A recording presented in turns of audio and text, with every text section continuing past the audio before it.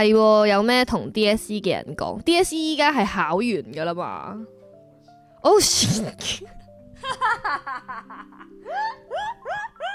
對唔住，我真係冇跟開 DSE 啊，因為每年咧考 DSE 可能都會有好多唔同嘅 YouTuber 啊嗰啲會出嚟講啲咩好勵志、好鼓勵性嘅説話，但係因為我唔係一個讀書叻嘅人啦，我都唔係一個認真讀書嘅人啦，我都唔係一個重視成績嘅人啦，所以我好難講得出啲咩。哎呀，加油啊！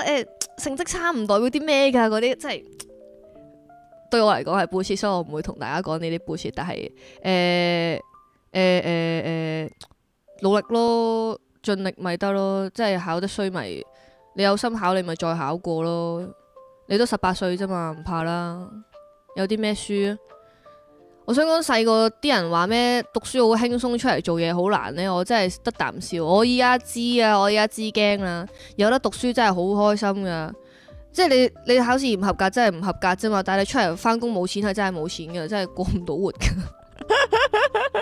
所以冇乜同 DSE 嘅朋友講啊，加油，努力，俾心機。